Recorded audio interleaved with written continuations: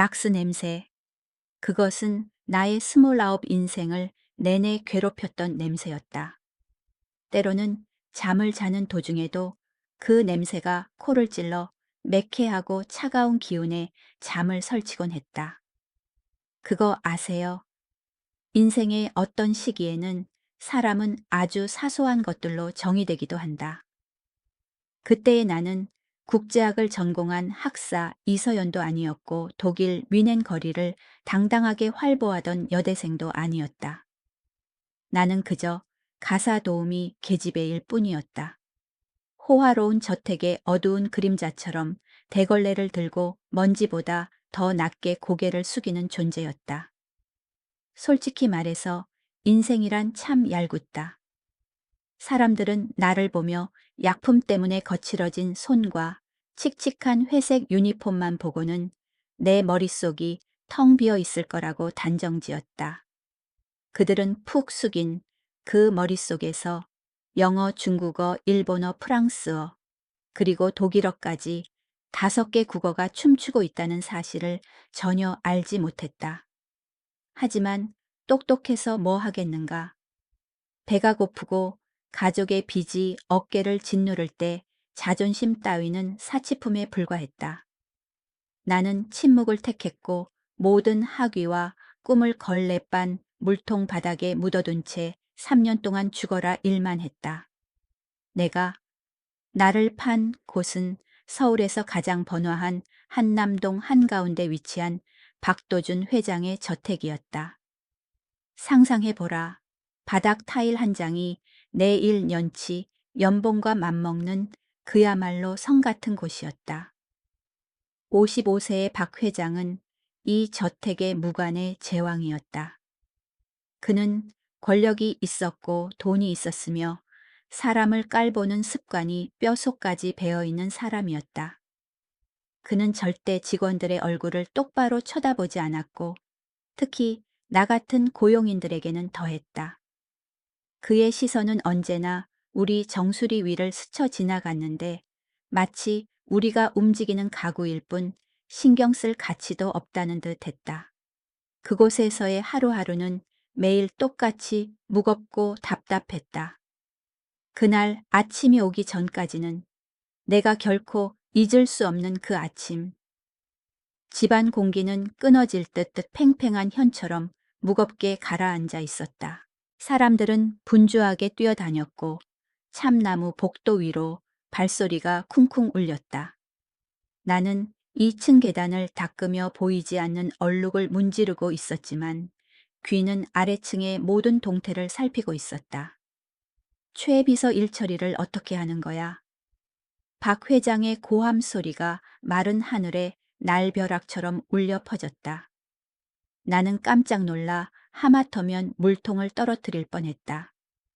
로비를 내려다보니 평소 날카롭고 차가웠던 최지은 비서가 핏기 하나 없는 얼굴로 떨고 있었다.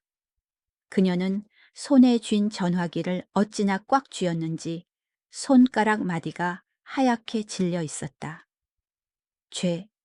죄송합니다, 회장님. 그녀의 목소리가 갈라졌다. 통역사가 갑자기 위독하다고 합니다. 올 수 없다고. 뭐라고? 박 회장이 으르렁거렸다. 그는 가죽 소파에서 벌떡 일어났고 얼굴은 분노로 붉게 달아올랐다. 2시간, 독일 사절단이 도착하기까지 딱 2시간 남았어. 이게 그룹의 사활이 걸린 계약이라는 걸 몰라. 이런 중요한 회의를 장난처럼 처리해.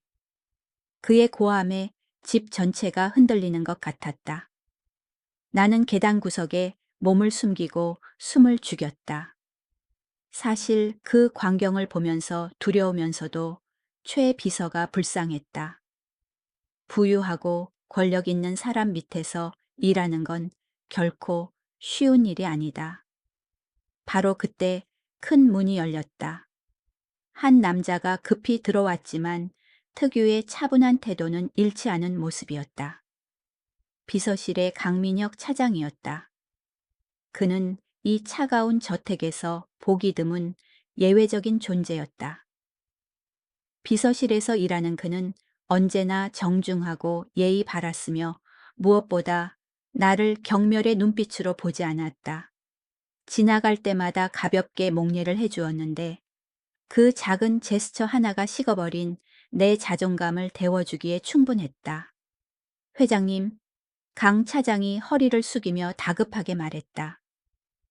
모든 주요 통역 회사에 연락해 봤지만 시간이 너무 촉박해서 1시간 안에 독일어 고위 통역사를 보내줄 수 있는 곳이 없습니다. 그 말을 들은 박 회장은 미치기 일보 직전인 것 같았다. 그는 의자에 털썩 주저앉아 이마를 짚으며 절망적으로 숨을 내쉬었다. 그럼 어떻게 할 거야, 그가 쉰 목소리로 소리쳤다. 100억 원짜리 계약이야 100억 원이라고. 언어도 모르는데 손짓 발짓으로 협상해. 아니면 내가 직접 상대방 앞에서 춤이라도 출까. 넓은 거실에 정적이 감돌았다. 아무도 감히 입을 떼지 못했다. 최 비서는 고개를 푹 숙인 채 울기 직전이었고 강 차장은 걱정스럽게 미간을 찌푸렸다. 나는 계단에 서서 대걸레 자루를 꽉 쥐었다. 심장이 쿵쾅거리기 시작했다. 100억 원. 엄청난 액수다. 하지만 내 마음을 흔든 건 돈이 아니라 독일어였다. 독일어. 내가 한때 열렬히 사랑했던 언어. 괴테의 언어. 카프카의 언어 뮌헨에서 내 청춘을 바쳐 갈고 닦았던 언어. 그 말을 안 쓴 지 얼마나 됐지. 그 강렬한 음절들이 내 입에서 나오지 않은 지 얼마나 됐지. 가슴 속에서 무언가가 솟구쳤다. 미친 듯한 갈망. 아니면 너무 오래 억눌려온 자존심의 반항이었을지도 모른다. 그때 어디서 그런 용기가 났는지 모르겠다.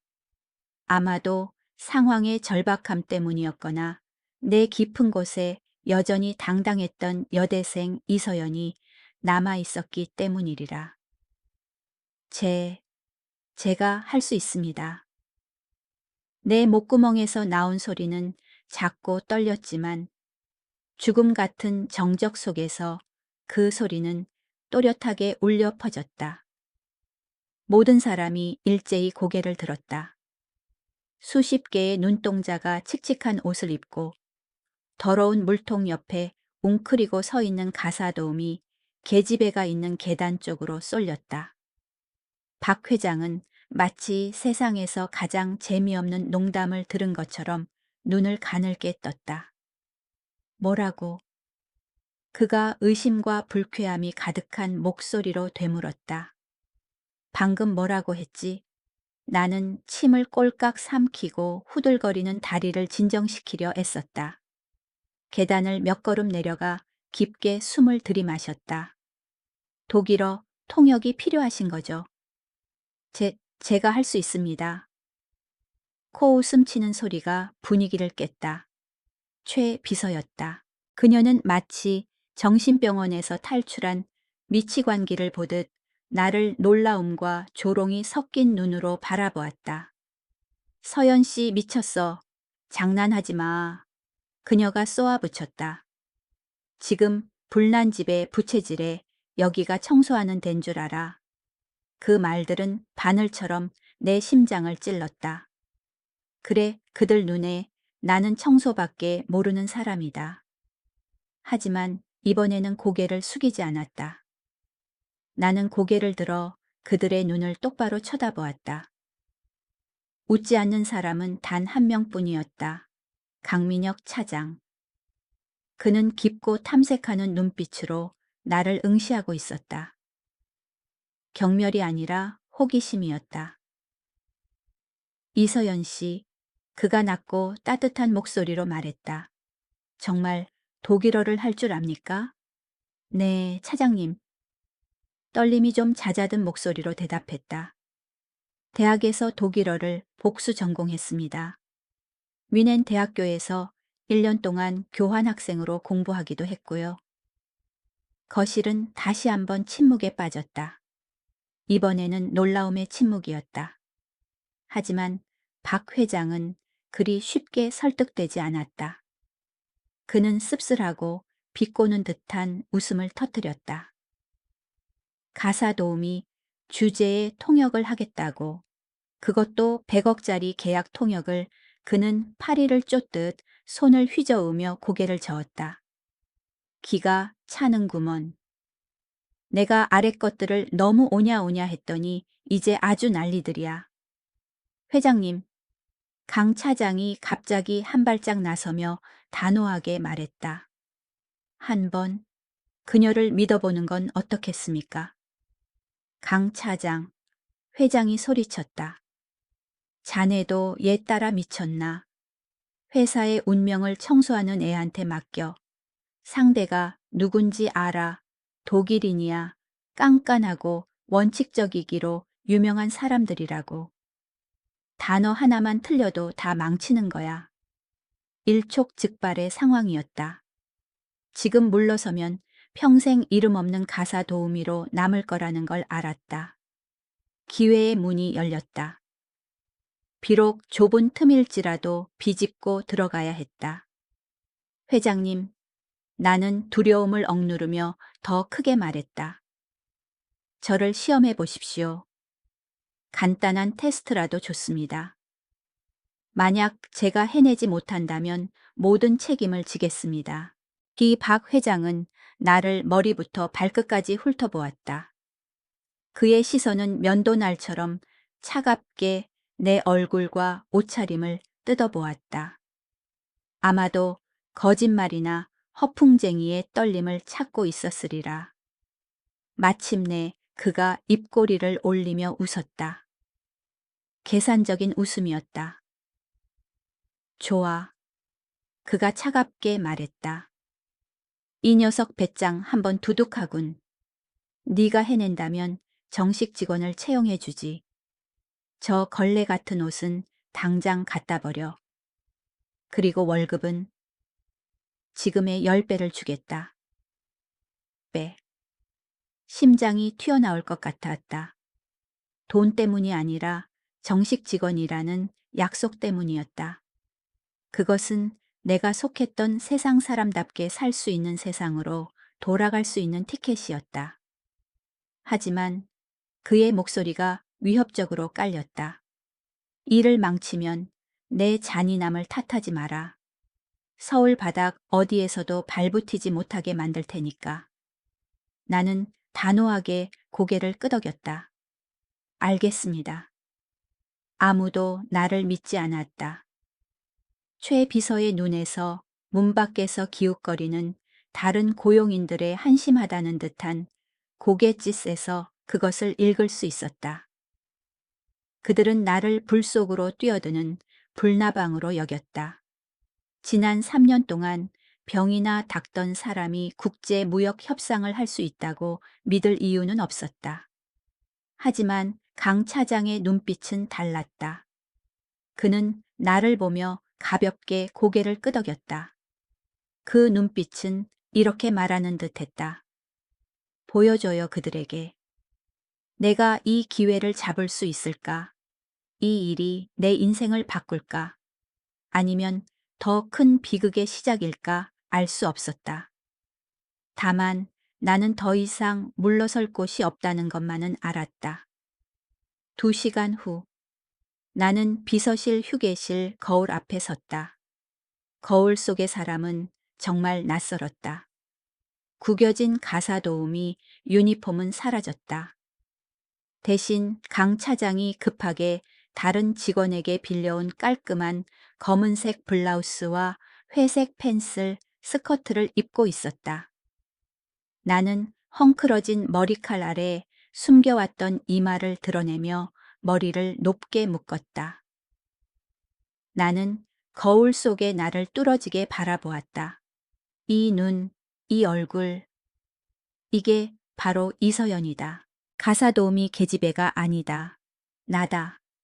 높이 날아오르기를 꿈꾸던 그 여자다. 서연 씨 다 됐습니까? 밖에서 강 차장이 불렀다. 지금 나갑니다. 요동치는 심장을 억누르며 대답했다. 긴장으로 차가워진 두 손을 꽉 쥐었다. 넌 할 수 있어, 서연아. 넌 배웠잖아. 넌 거기서 살았잖아. 이건 너의 무대야. 나는 깊게 심호흡을 하고 문을 열고 나갔다. 대회의실에 들어서자 공기는 쥐 죽은 듯 차가웠다. 박 회장은 상석에 앉아 극도로 긴장한 표정이었다. 나를 보자 그는 잠시 멈칫하더니 고개를 절레절레 흔들며 중얼거렸다. 내가 미쳤지. 이런 일을 너한테 맡기다니. 독일 투자자 2명은 이미 앉아 있었다. 한 명은 은발의 금태 안경 너머로 날카로운 푸른 눈을 가진 60대 남성 한스 베버 씨였고, 다른 한 명은 40대 중반의 중후하고 권위 있어 보이는 여성 율리아 마이어 씨였다. 두 사람 모두 완벽하게 재단된 수트를 입고 허리를 곧게 펴고 앉아 유럽 상류층의 압도적인 분위기를 풍겼다. 나는 마른 침을 삼켰다. 이건 진짜다. 강의실 연습이 아니다. 나는 다가가 서양식 예법에 맞춰 고개를 숙여 인사했다. 내가 회장 옆자리에 의자를 빼고 앉자 한스 씨가 나를 보며 눈썹을 살짝 치켜 올렸다. Guten Tag, sind Sie heute für das Dolmetschen zuständig? 안녕하세요. 오늘 통역을 담당하시는 분입니까? 독일어 질문이 분명하고 직설적으로 들려왔다. 그 순간 시간이 멈춘 듯했다. 주변의 모든 소음이 사라졌다. 오직 나와 그 언어만이 남았다. 두려움은 갑자기 사라지고 무의식 깊이 박혀있던 자연스러운 반사신경이 그 자리를 대신했다. 나는 미소를 지었다. 지금 지을 수 있는 가장 자신감 있는 미소였다. 자, guten Tag. Mein Name ist Lee So-yeon. Ich werde heute dolmetschen. Ich freue mich auf die Zusammenarbeit. 네, 안녕하세요. 저는 오늘 통역을 맡은 이서연입니다. 함께 일하게 되어 기쁩니다. 내 입에서 독일어가 유창하고 둥글게 어미 하나하나까지 정확하게 쏟아져 나왔다. 더듬거리지 않았다. 떨리지 않았다. 박 회장이 깜짝 놀라 나를 쳐다보았다. 눈이 휘둥그레졌다. 독일어를 못 알아들어도 내 목소리에서 묻어나는 유창함과 전문적인 태도를 느낀 모양이었다. 율리아 씨가 미소 지으며 눈을 반짝였다. 흥미롭다는 듯 했다. Ihr Deutsch ist wirklich gut. Wo haben Sie gelernt? 독일어 실력이 정말 좋으시네요. 어디서 배우셨나요? Ich habe ein Jahr in München studiert. An der Universität Heidelberg. 뮌헨에서 1년 공부했습니다. 하이델베르크 대학에서요? 나는 약간의 겸손함과 자부심을 담아 대답했다. 하이델베르크라는 이름을 듣자 두 사람은 서로를 바라보며 고개를 끄덕였다. 하이델베르크 대학은 독일에서 가장 오래되고 명망 높은 학교 중 하나다. 유럽 지식인 사회에서 그 간판은 수천 마디의 미사여구보다 더 가치가 있었다. 박 회장은 분위기가 좀 부드러워진 것을 보고 헛기침하며 위엄을 찾으려 했다. 좋아. 그럼 시작하지. 회의가 시작되었다. 그리고 그것은 진짜 전쟁의 시작이었다. 한스 씨는 말을 빙빙 돌리는 사람이 아니었다. 그는 핵심적인 사업 문제로 직진했다. 수치 복잡한 투자 조건, 금융 및 기술에 관한 전문 용어들이 폭포수처럼 쏟아져 나왔다. 우리 회사는 향후 5년간 한국 시장에 300원을 투자할 계획입니다. 다만 최신 ESO 표준에 따른 기술 이전 절차와 품질 관리 시스템에 대한 절대적인 보장이 필요합니다. 나는 고도의 집중력을 발휘했다. 뇌가 풀 가동되었다. 단순히 단어만 통역하는 게 아니라 한스 씨 말 속에 담긴 단호함과 기세까지 정확하게 한국어로 옮겨야 했다. 내가 그 부분을 통역하자 박 회장의 안색이 수시로 변했다. 걱정에서 고민으로 다시 놀라움과 의심이 섞인 눈으로 나를 쳐다보았다. 아마 아까 계단 닦던 애가 품질 관리 시스템에 대해 저토록 유창하게 말하는 걸 믿을 수 없었을 것이다. 하지만 시련은 거기서 멈추지 않았다. 율리아 씨가 더 까다로운 재무적 요구사항을 내놓기 시작했다. 현재 환율 변동성과 유럽 중앙은행의 긴축 통화 정책을 고려할 때 자본 회수 기간을 3년에서 5년으로 조정하는 것이 우리에게 더 현실적입니다. 이건 위험한 발언이었다. 직역해버리면 박 회장은 상대방이 시간을 끌려 한다고 생각해서 화를 낼 수도 있었다. 나는 요령이 필요했다.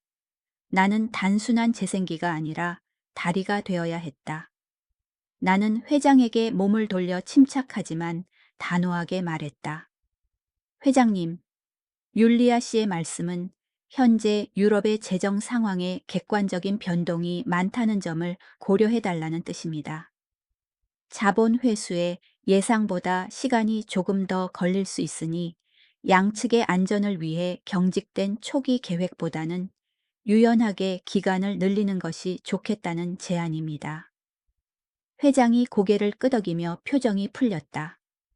그런 거구먼. 듣고 보니 합리적이야. 보시라. 통역의 기술은 단어에 있는 게 아니라 심리를 꿰뚫는 데 있다. 나는 건조한 요구 사항을 선의의 협력 제안으로 바꿔 놓았다. 그런데 한스 씨가 갑자기 예상치 못한 질문을 던졌다. 일종의 함정 질문이었다. 한국 정부의 현재 규제 정책에 대해 어떻게 평가하십니까? 특히 우리가 모르는 외국인 투자에 대한 보이지 않는 장벽이 있는지 궁금하군요. 그는 회장에게 묻지 않았다. 나를 똑바로 쳐다보고 물었다. 회의실이 쥐 죽은 듯 조용해졌다. 이건 통역의 범위를 훨씬 벗어난 질문이었다. 잘못 대답하면 회장의 체면을 구기거나 투자자를 불안하게 할 수 있었다. 대답을 거부하면 한국 측의 전문성을 얕볼 것이다. 나는 잠시 망설였다. 심장이 빨리 뛰었다. 회장을 힐끔 보니 그 역시 찌푸린 얼굴로 어떻게 해야 할지 모르는 눈치였다. 나는 모험을 하기로 했다. 독일인은 솔직함과 정확성을 좋아한다. 그들은 에둘러 말하거나 숨기는 것을 싫어한다. 한스 씨, 나는 독일어로 단호하게 대답했다. 한국 정부는 현재 FDI 유치를 위해 매우 개방적인 정책을 펴고 있습니다. 물론 행정 절차가 다소 복잡한 규정은 존재합니다.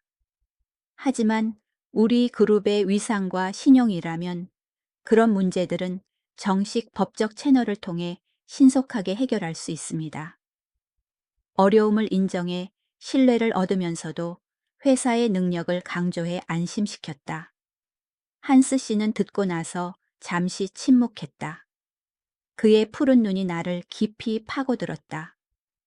그러더니 껄껄 웃으며 만족스럽게 고개를 끄덕였다. Sehr gut. Eine sehr kluge Antwort. 아주 좋소. 아주 현명한 대답이야. 그때부터 회의 분위기는 훨씬 부드러워졌다.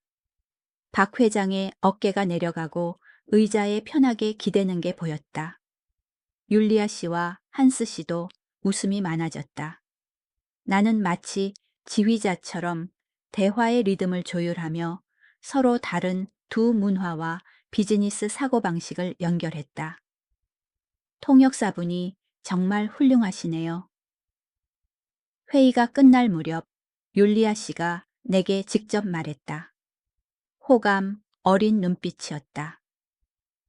문화적 차이까지 고려해서 설명해 주시니 이해하기 쉽고 친근하게 느껴졌어요. 그 순간 가슴이 뜨거워졌다. 3년 만에 다시 찾은 벅차오르는 행복감이었다. 인정받는다는 느낌, 내가 가치 있다는 느낌. 회의가 끝나고 양측은 일어서서 악수를 했다. 다음 주에 정식 계약 초안을 보내겠습니다. 한스 씨가 들뜬 목소리로 말했다. 문으로 나가면서 그는 양복 주머니에서 명함을 꺼내 두 손으로 내게 건넸다. 극진한 존중의 표시였다. 오늘 덕분에 아주 훌륭한 미팅이었습니다. 혹시 프리랜서 통역도 하시나요? 다음에 한국에 오면 꼭 당신에게 부탁하고 싶군요. 나는 떨리는 손으로 명함을 받았다. 감사합니다. 제게도 영광입니다. 두 독일 손님의 등 뒤로 회의실 문이 닫혔다. 다시 정적이 찾아왔지만 이번에는 그 색깔이 완전히 달랐다. 박 회장은 의자에 멍하니 앉아 나를 빤히 쳐다보았다. 그는 말문이 막힌 듯했다. 늙은 권력자의 얼굴에서 놀라움이 채 가시지 않았다. 최지은 비서는 구석에 서서 입을 딱 벌리고 있었다. 그녀는 믿을 수 없다는 듯 속삭였다. 이서연 씨, 당신 정말 대박이네. 그리고 강민혁 차장은 평소와 다른 진지한 눈빛으로 나를 보고 있었다. 처음 보는 표정이었다. 단순한 감탄이 아니라 알 수 없는 깊은 생각이 섞여 있었다. 마침내 박 회장이 침묵을 깨고 입을 열었다. 이서연 씨, 네 회장님, 자네 정말 가사 도우미가 맞나? 우스꽝스러운 질문이었지만 그 안에는 그의 극심한 혼란이 담겨 있었다. 평생 사람을 낮잡아 보던 남자가 명백한 진실 앞에서 충격을 받은 것이다. 네, 회장님. 저는 여전히 회장님의 가사 도우미입니다. 그럼 왜? 그가 미간을 찌푸리며 더 날카롭게 물었다. 왜 여태껏 그 능력을 숨기고 있었지, 자네 같은 사람이. 왜 3년 동안이나 계단 청소 따위를 하고 있었던 거야? 그 질문에 목이 메었다. 바로 대답할 수 없었다. 과거가 밀려왔다. 빚 때문에 밤을 새우던 날들, 동기들의 승진을 보며 병이 소를 잡고 눈물을 삼키던 날들. 회장님, 나는 고개를 숙이며 낮게 말했다. 제겐 기회가 없었으니까요. 인생이 때로는 우리에게 선택권을 주지 않더군요. 짧은 대답이었지만 내 마음속 깊은 상처가 담겨 있었다. 박 회장은 한참 동안 침묵했다. 그는 무언가 계산하듯 손가락으로 나무 책상을 두드렸다. 좋아. 그가 단호하게 말했다. 남아 이런 중천금이라. 약속대로 내일부터 자네는 그룹의 정식 직원이다. 비서실에서 직접 근무하도록 해. 월급은 현재의 10배다. 그 말을 듣는 순간 눈물이 왈칵 쏟아질 것 같았다. 이 말을 얼마나 기다려왔던가. 3년 아니 평생 나는 울지 않으려고 입술을 깨물었다. 지금은 약한 모습을 보일 때가 아니다. 이제 시작일 뿐이다. 감사합니다, 회장님. 실망시키지 않겠습니다. 사람들이 흩어질 때 강 차장이 내게 다가왔다. 다른 사람들이 질투나 경외의 눈빛으로 볼 때 그는 생각에 잠긴 표정이었다. 서연 씨 축하합니다. 그가 작게 말했다. 감사합니다, 차장님. 믿어주신 덕분에요. 그런데 그가 내 말을 자르며 우리 둘만 들릴 정도로 목소리를 낮췄다. 궁금한 게 하나 있습니다. 네, 나는 놀랐다. 강 차장은 내 마음을 꿰뚫어 보려는 듯 날카로운 눈으로 나를 똑바로 쳐다보았다. 정말 이 기회가 우연히 왔다고 생각합니까? 그 통역사가 갑자기 아프고 당신이 딱 맞춰 나타난 것 이상하지 않습니까? 그 질문에 나는 얼어붙었다. 등골이 서늘해졌다. 그의 말에는 뭔가 무서운 함의가 있는 듯 했다. 사실 이 모든 게 우연이 아닐까? 아니면 누군가 계획한 일일까? 왜 이런 대기업에서 막판에 그런 초보적인 사고가 일어났을까? 그리고 나는 내가 모르는 더 큰 체스판 위의 말에 불과한 건 아닐까? 화려하고 찬란한 새로운 시작이 기다리고 있다. 하지만 동시에 문제와 음모의 먹구름이 조용히 몰려와 내 하늘을 뒤덮고 있었다. 다음 날 아침 평소보다 일찍 일어났다. 거울 앞에 서서 그 속의 여자를 뚫어지게 바라보았다. 여전히 같은 눈 같은 인매였지만 락스 냄새에 찌든 회색 유니폼은 사라졌다. 대신 순백의 블라우스와 가슴에 단정한 사원증이 달려 있었다. 이서연, 통역 보조. 플라스틱 카드에 인쇄된 글자는 차가웠지만 손을 대니 뜨거운 숯덩이처럼 느껴졌다. 그거 아세요? 자신의 이름을 되찾았을 때의 그 기분 참 묘하다. 지난 3년 동안 나는 거기 야 아니면 기껏해야 아줌마로 불렸다. 이서연이라는 이름은 먼지 쌓인 대학 졸업장과 함께 옷장 밑바닥에 버려진 것 같았다. 오늘 나는 새로운 인간으로서 출근한다. 적어도 나는 순진하게도 그렇게 생각했다. 비서실에 들어서자 새로운 자리가 배정되었다. 창가 구석에 자리 잡은 작은 책상이었다. 위치는 좀 외졌지만 파란 서울 하늘을 볼 수 있었다. 개인 컴퓨터도 있고 내선 전화도 있고 무엇보다 내 이름이 새겨진 명패가 책상 위에 놓여 있었다. 나는 매끄러운 나무 책상을 쓰다듬었다. 꿈이 아니다. 나는 더러운 물통에서 탈출했다. 하지만 기쁨은 오래가지 않았다. 가방을 내려놓자마자 사무실 공기가 무겁게 가라앉았다.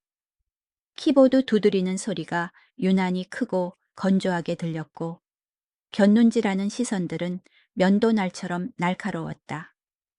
최지은 비서가 내 책상 앞을 지나갔다. 그녀는 나를 보지도 않고 서류 뭉치를 책상 위에 툭 던지더니 모두가 들을 수 있도록 혼잣말처럼 툭 내뱉었다. 아, 깨끗하게 좀 치워요. 거기가 원래 김 팀장님 자리였거든요. 오늘 아침에 물류팀으로 좌천되셨지만 나는 멍하니 서 있었다. 김 팀장님 복도에서 가끔 마주치던 인자한 중년 남성분 옆자리에 앉은 여직원이 옆 사람에게 입을 가리고 속삭였지만 일부러 다 들리게 말했다. 저 여자가 그 사람 자리를 뺏은 거잖아. 김 팀장님 10년 넘게 일했는데 가사 도우미 때문에 밀려났다며. 심장이 철렁했다. 보이지 않는 죄책감이 목까지 차올랐다. 난 누구 자리를 뺏으려던 게 아니다. 그저 살 기회를 원했을 뿐인데. 하지만 그들 눈에 나는 침입자였다. 화이트 칼라들의 완벽한 면역 체계에 침투한 낯선 바이러스였다. 신경 쓰지 마. 나는 스스로 다독이며 깊게 숨을 쉬었다. 넌 실력으로 일하는 거야. 여기 앉을 자격 있어. 하지만 말은 쉽고 행동은 어렵다. 점심시간이 되자 고립은 더욱 분명해졌다. 그룹 직원 식당은 3층에 있었고 호텔 레스토랑처럼 넓고 화려했다. 예전엔 지하 가사 도우미 휴게실에서 식은 도시락만 먹었다. 반짝이는 스테인리스 식판을 들고 다른 직원들과 함께 줄을 섰을 때 나는 행복할 줄 알았다. 하지만 아니었다. 내 바로 앞에 여직원 두 명이 샐러드를 담으며 큰 소리로 속닥거렸다. 야, 소문 들었어. 저 여자 말이야. 어제까지 병이 닦던 여자가 갑자기 정식 통역사가 됐대. 진짜 미쳤다. 운이 좋았거나 무슨 관계가 있겠지? 채용 과정도 없고 능력 검증도 없이 바로 계약하는 게 말이 돼. 이상하지 않아. 월급이 10배라더라. 채 달았으면 나도 옛날에 가사 도우미나 할 걸 대학원까지 나와서 이게 뭔 고생이래. 한마디 한마디가 내 자존심을 찌르는 바늘 같았다. 나는 고개를 푹 숙이고 손가락 마디가 하얘지도록 식판을 꽉 쥐었다.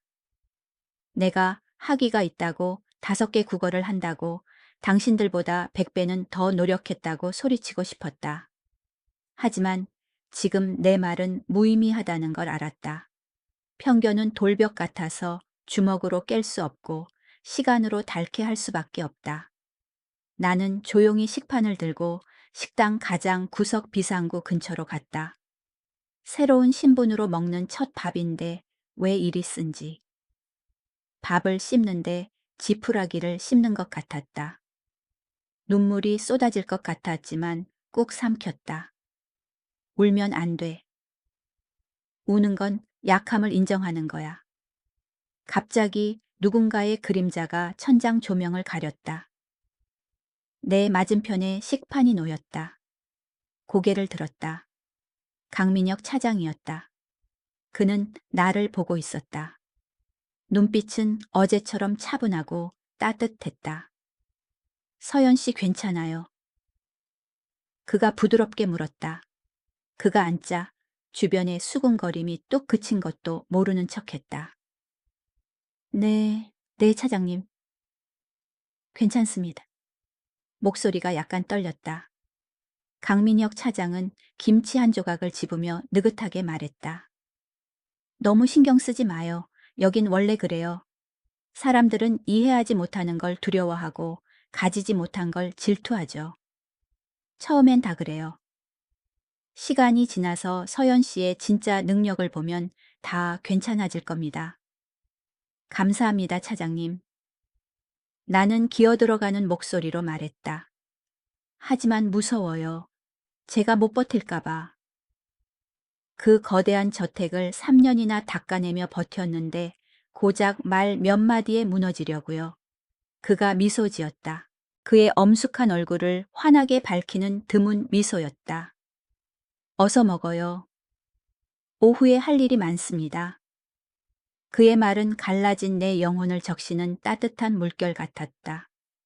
그래 나는 빈털터리로 뮌헨에서 최악의 나날을 견뎌낸 가족을 짊어진 이서연이다.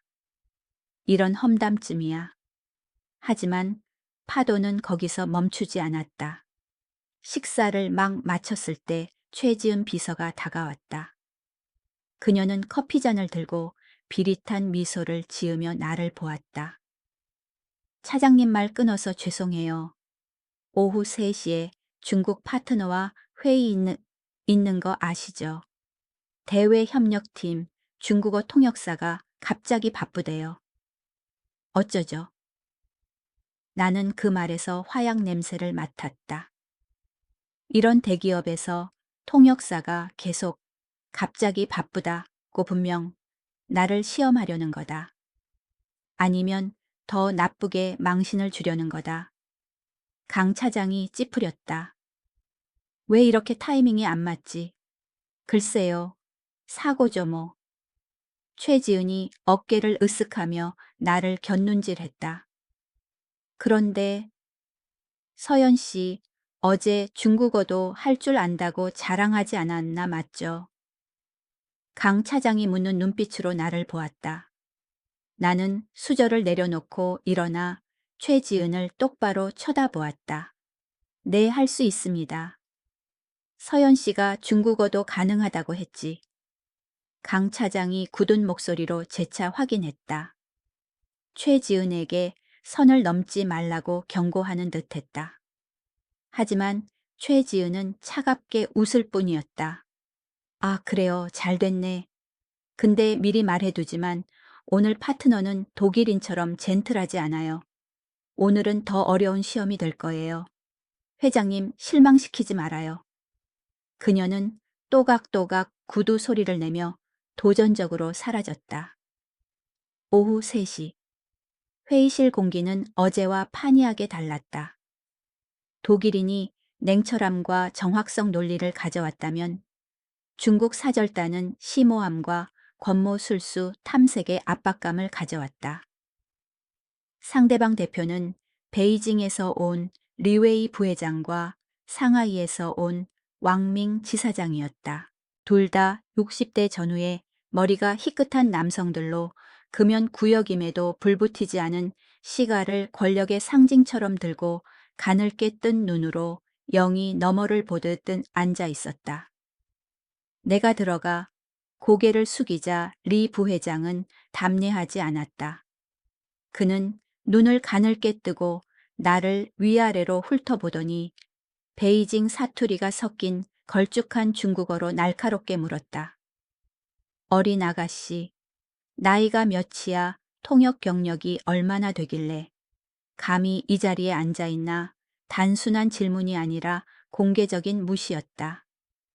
중국 문화에서 나이와 경력은 신뢰의 척도다. 나처럼 새파란 여자는 그들 눈에 그저 걸어다니는 꽃병일 뿐이었다. 나는 심호흡을 했다. 떨지 마. 위넨 차이나타운에서 아르바이트 하던 시절 닳도록 읽었던 고문 서적들을 떠올려. 부회장님, 나는 표준 중국어 보통화로 침착하고 공손하게 대답했다. 올해 29입니다. 그룹 공식 통역 경력은 이번이 2번째입니다. 하지만 7년 동안 중화권 언어와 문화를 깊이 접해왔습니다. 솔직하게 대답하기로 했다. 이 늙은 여우들 앞에서 거짓말은 자살 행위다. 두 사람은 서로를 쳐다보았다. 입가의 옅은 비웃음, 불안한 신호다. 내 대답이 무게감이 부족했다는 뜻이다. 회의가 시작되었다. 그리고 최지은의 경고대로 이곳은 지뢰밭이었다. 리 부회장은 단순한 사업 이야기를 하지 않았다. 그는 병법가처럼 말했다. 상대의 지혜를 시험하려는 듯 고사성어와 예시이야기를 계속 섞어 썼다. 이번 시장 진입 문제에 관해서 리 부회장은 엄지의 옥반지를 만지작거리며 말했다. 우리는 36개의 상책을 쓰려 하오. 한국 시장이 매력적이지만 함정도 많으니 부리포혈, 언드코자, 부, 루, 후, 쉐, 얀, 떼, 후, 지의 정신이 필요하지. 이 말뜻은 호랑이 굴에 들어가지 않고서는 호랑이 새끼를 잡을 수 없다는 말이오. 박 회장이 멍하니 나를 보았다. 내가 이 사람이 호랑이 굴에 가서 새끼를 잡고 싶어 합니다. 라고 통역하면 박 회장은 리 부회장이 미쳤거나 협박한다고 생각할 것이다. 나는 뇌에서 빠르게 정보를 처리했다. 여기서 호랑이 굴은 큰 위험을 감수한다는 뜻이다. 상책은 도망가는 것이지만 문맥상 그는 반대로 말하고 있다. 가장 위험한 곳을 정면 돌파하겠다는 뜻이다. 나는 박 회장에게 몸을 돌렸다. 회장님 리. 부회장님의 뜻은 이번 전략에 과감함이 필요하다는 것입니다. 한국 시장이 매우 도전적이지만 우리는 용감하게 접근해야 하고 가장 큰 성과를 얻기 위해 높은 위험을 감수해야 한다고 하십니다. 이를 장수가 전쟁터에 나가는 결의에 비유하셨습니다. 박 회장이 고개를 끄덕이며 표정이 풀렸다. 아, 그렇군. 크게 놀아보겠다는 거네. 하지만 시련은 끝나지 않았다. 침묵을 지키던 왕밍 지사장이 갑자기 까다로운 질문을 던졌다. 듣자 하니 한국 사람들은 정칭스를 중시한다더군. 그럼 이 건조한 숫자 투성이 계약서의 그 정을 어떻게 녹여낼 수 있겠소? 이건 치명적인 질문이었다. 깊은 문화적 이해를 요구했다. 한국의 정은 번역하기 어렵다. 사랑도 아니고 우정도 아니다. 끈끈함 나눔, 서로 엉겨붙은 의리와 마음이다. 잘못 통역하면 나는 깊이 없는 사람이 되고 이해 부족으로 협상은 결렬될 것이다. 나는 순간적으로 생각했다. 중국인에게 정과 대등한 것이 무엇일까? 관시, 관계. 글의 인맥 신뢰 체면. 그게 열쇠다. 나는 미소를 지으며 자신 있게 중국어로 대답했다. 왕, 지사장님 매우 깊이 있는 질문이십니다. 사실 한국의 정문화는 본질적으로 장기적인 신뢰와 결속입니다.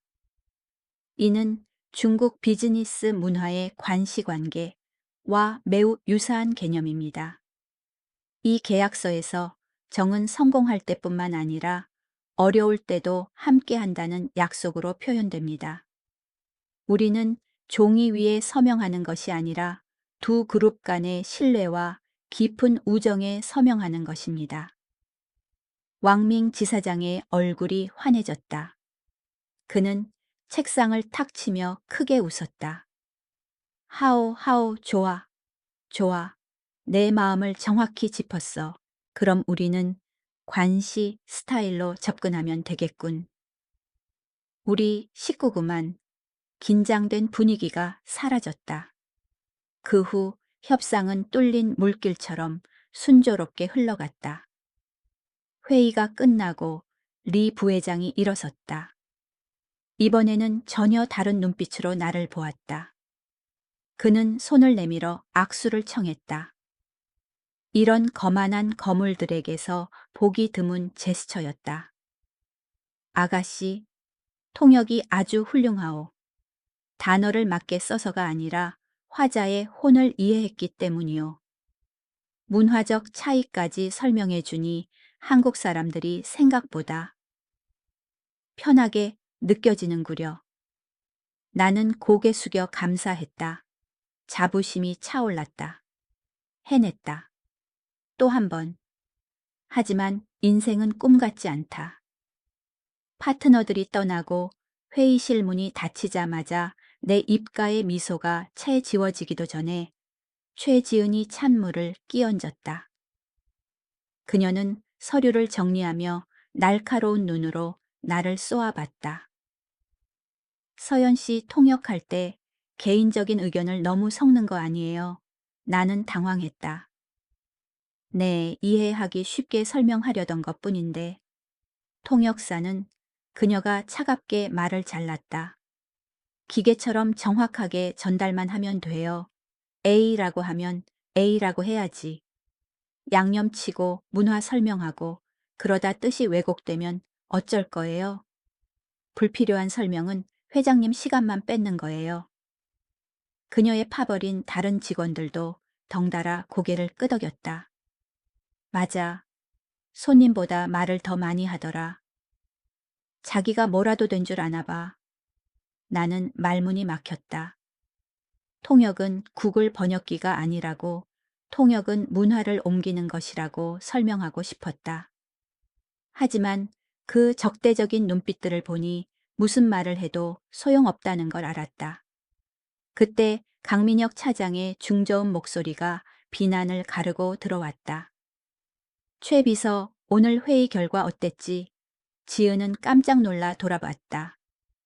네, 중국 측이 매우 만족했댔습니다. 즉시 양해각서를 체결하기로 했고요. 그럼 그게 서연 씨의 유연한 통역 덕분 아닌가? 강 차장이 다가와 나와 웅성거리는 사람들 사이에 섰다. 기계처럼 통역했다면 그들이 그렇게 웃으며 좋아했을까? 아니면 오해해서 책상 치고 나갔을까? 최지은은 얼굴이 불그락푸르락해져서 아무 말도 못했다. 그녀는 씩씩거리며 서류를 안고 밖으로 나갔다. 나는 강 차장의 등 뒤를 보며 속으로 감사했다. 또 한 번 나를 구해 주셨다. 하지만 이 보호가 양날의 검이라는 것도 알았다. 총애를 받을수록 나는 눈엣 가시가 될 것이다. 그날 늦은 오후 복사기 앞에 서 있는데 또 뒤에서 수근거리는 소리가 들렸다. 봤어. 차장님이 감싸고 도는 거. 분명 뭔가 구린 게 있어. 가사 도우미 출신이 하루아침에 조수가 되고 남자 상사한테 이쁨 받고 회장님이 충동적으로 결정하신 거야. 얼마나 가나 보자. 한 달도 못 간대. 내 손못 건다. 그 말들이 심장에 아프게 박혔다. 한 달 내가 쫓겨날 날을 카운트다운하고 있나 집으로 돌아가는 길. 한남동의 번화한 거리를 지친 발걸음으로 지나며 유일한 친구 수진에게 전화를 걸었다. 수진아, 나 너무 힘들다. 버스 창문에 머리를 기대며 한숨을 쉬었다. 왜 그래? 또 회사 일이야. 서연아, 괜찮아. 처음엔 다 그래. 넌 실력 있잖아. 똑똑하잖아. 다 이겨낼 수 있을 거야. 근데 여기선 한강의 불빛을 바라보며 목이 메었다. 실력만으론 안 되는 것 같아. 사람들은 내가 뭘 해냈는지 안 봐. 내가 병이 소를 들고 있었다는 것만 기억해. 그 얼룩이 잘 안 지워지네. 정말 그랬다. 이곳에는 이방인인 내가 헤엄치는 법을 모르는 독한 지하수와 보이지 않는 규칙들이 있었다. 일주일이 지났다. 나는 외줄 타기를 하는 사람처럼 살았다. 회의 때마다 나는 뛰어난 언어 능력으로 스타가 되었지만 회의실을 나오면 투명 인간이거나 질투의 대상이었다. 어느 금요일 오후 사람들이 퇴근 준비를 할 때 강 차장이 조용히 내 책상으로 왔다. 서연 씨 잠시 남아요. 네, 차장님. 그는 아무도 듣지 않는지 확인하고 목소리를 낮춰 심각하게 말했다. 다음 주에 일본 본사 경영진이 옵니다. 전기차 합작 프로젝트의 운명을 가를 아주 중요한 회의예요. 통역 맡을 수 있겠습니까?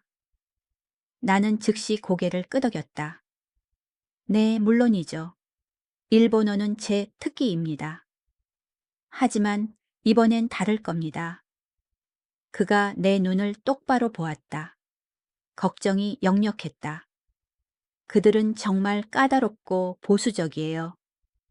그리고 더 중요한 건 그들이 우리 가격을 깎으려고 트집 잡을 거라는 소문이 있어요. 작은 실수 하나라도 나오면 그걸 빌미로 판을 엎을 겁니다. 큰 시험이 기다리고 있었다. 이번에 잘 해낼 수 있을까? 아니면 이 짧은 꿈의 종착역이 될까 하지만 비극은 생각보다 빨리 닥쳤다. 월요일 아침 회사 로비에 들어서자 혼란스러운 공기가 감돌았다. 사람들은 뛰어다니고 얼굴은 극도로 긴장되어 있었다. 긴급회의 회장님 전 직원 소집. 나는 서둘러 대회의실로 뛰어갔다. 수백 명이 숨을 죽이고 서 있었다. 단상 위에 박 회장이 서 있었다. 얼굴은 굳어 있었고 분노로 붉게 상기되어 있었다. 평생 그를 모셨지만 그렇게 무서운 모습은 처음이었다. 지난주 금요일. 그의 목소리가 차갑고 단호하게 울렸다. 일본 합작 프로젝트를 위한 우리 입찰 서류와 전략 계획 전체가 경쟁사로 유출되었습니다. 장내에 경악의 탄성이 퍼졌다. 나도 등골이 오싹했다. 기밀 유출 비즈니스 세계에선 사형 선고나 다름없다. 그 계획이 통째로 넘어갔어. 경쟁사가 오늘 아침 우리보다 딱 1시간 일찍 기술 특허를 신청했어. 우린 다 뺏겼다고. 회장이 책상을 쾅 내리쳤다. 이 프로젝트의 세부 정보를 아는 건 경영진과 비서실 직원뿐이야. 순간 모든 시선이 비서실 구역으로 쏠렸다. 동료들의 얼굴이 하얗게 질렸다. 나도 다리가 후들거렸다. 보안팀 경찰과 협조해서 당장 내부 조사를 할 거야. 협조하도록. 결과 나올 때까지 아무도 회사 못 나갑니다. 회의 후 비서실 분위기는 최악이었다. 우리는 고립되었다. 다른 부서 직원들은 우리를 범죄자 보듯 했다. 복도에서 최지은이 지나가다 멈춰서서 아기의 찬 목소리로 속삭였다. 서연 씨, 설마 당신 아니지? 나는 멍해졌다. 무슨 말씀이세요? 당연히 전 아니죠. 누가 알아? 그녀가 비웃으며 훑어봤다. 새로 들어왔고 돈도 필요하잖아. 이 정보 팔면 돈 꽤 된다던데. 가사 도우미 출신에 돈도 없으면 그럴 만도 하지. 우리한테 피해나 안 줬으면 좋겠네. 그 말은 뺨을 때리는 것 같았다. 그들 눈에 가난과 가사 도우미는 인격 결함과 잠재적 범죄자와 동의어였다. 심장이 아프게 조여왔다. 왜 항상 내가 먼저 의심받아야 하지? 점심시간 식당에 갈 용기가 없어 여자 화장실에 숨었다. 병이 뚜껑 위에 주저앉아 눈물이 쏟아졌다. 무서웠다. 어떤 음모의 희생양이 될까봐 두려웠다. 하지만 가장 절망적인 순간에 운명은 기묘한 탈출구를 열어주었다. 오후 2시쯤 세수를 하고 정신을 차려 밖으로 나왔다. 사람 왕래가 드문 비상구 쪽 복도를 지나갈 때 누군가 통화하는 소리가 들렸다. 아주 작은 속삭임이었지만 조용한 공간이라 또렷하게 들렸다. 영어였다. Yes, documents transferred. Confirmed this morning. When do I get the promised payment? 네, 서류 넘겼습니다. 오늘 아침 확인했고요. 약속한 보수는 언제 받습니까? 나는 멈칫했다. 이 목소리 아주 익숙하다. 나는 큰 화분 뒤에 몸을 숨기고 숨을 죽였다. 그 남자는 나에게 등을 돌리고 수화기를 막고 있었다. 총무팀의 정 부장이었다. 15년 넘게 근속한 베테랑이자 회장님이 언제나 기밀 서류 관리를 믿고 맡기던 사람이었다. 그는 탐욕스러운 목소리로 계속했다. Don't worry. The meeting with Japan HQ next week will be cancelled. We lost the bid. My job is done. 걱정 마세요. 다음 주 일본 본사 회의는 취소될 겁니다. 입찰 졌으니까요. 제 임무는 끝났습니다. 소름이 돋았다. 이게 진상이었구나. 정 부장이 스파이였다. 그는 이 구석에서 아무도 못 알아들을 거라고, 혹은 누가 들어도 그 민감한 내용을 이해 못할 거라고 생각해서 영어를 쓰고 있었다. 그는 화분 뒤에 내가 서 있다는 걸 꿈에도 몰랐다. 정 부장이 전화를 끊고 사라지자마자 나는 강 차장을 찾아 뛰었다. 다리가 떨리고 심장이 터질 것 같았다. 차장님. 사무실에서 머리를 감싸 쥐고 있는 그를 보고 숨을 헐떡였다. 서연 씨, 무슨 일이에요? 왜 그래요? 나는 그의 팔을 끌고 아무도 없는 복도 구석으로 갔다. 급하게 드릴 말씀이 있어요. 정보 유출 건이요.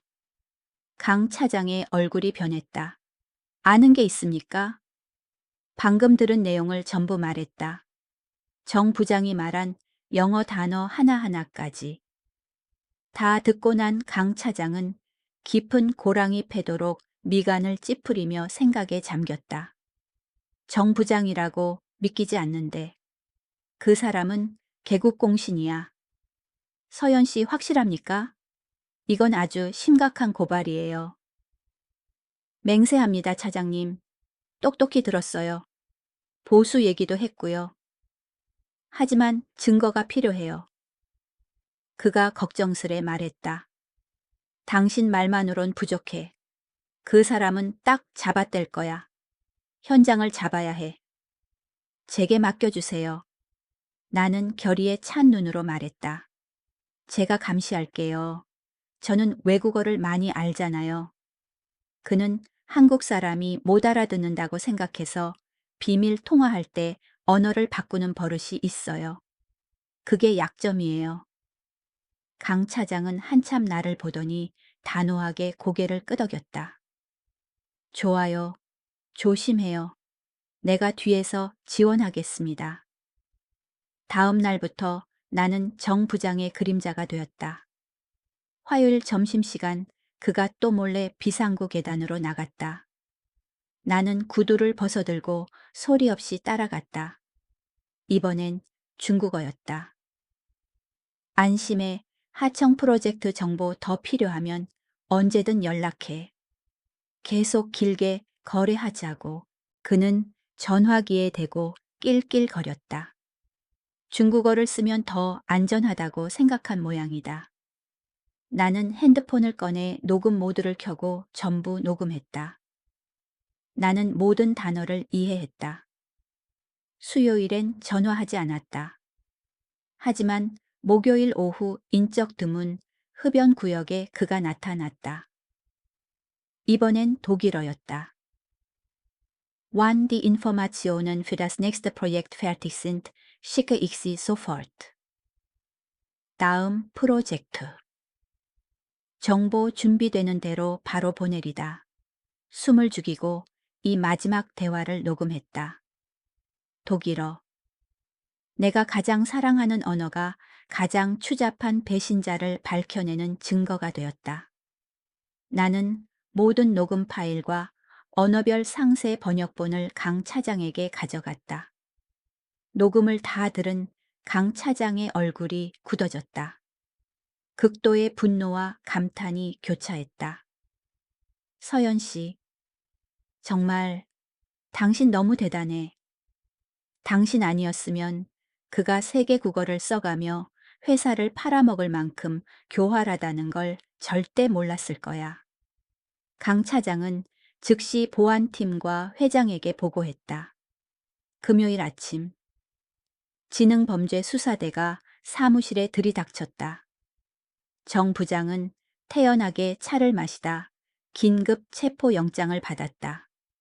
차가운 수갑이 손목에 채워지자 그의 얼굴에서 핏기가 싹 가셨다. 그가 우물쭈물 부인하려 했지만 강 차장이 독일어 녹음 파일을 틀자 그는 혼이 나간 시체처럼 고개를 떨구었다. 전 직원이 그 광경을 경악하며 지켜보았다. 존경하고 믿었던 사람이 등에 칼을 꽂은 가장 아픈 배신자였다니.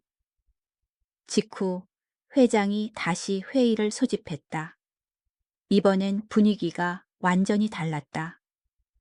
배신자를 찾아냈고 추가 피해를 막았습니다. 회장은 감격에 겨워 목소리가 떨렸다. 그리고 가장 큰 공을 세운 사람, 우리 그룹의 명예를 구한 사람은 그가 나를 바라보았다. 순간 수백 개의 머리가 동시에 돌아갔다.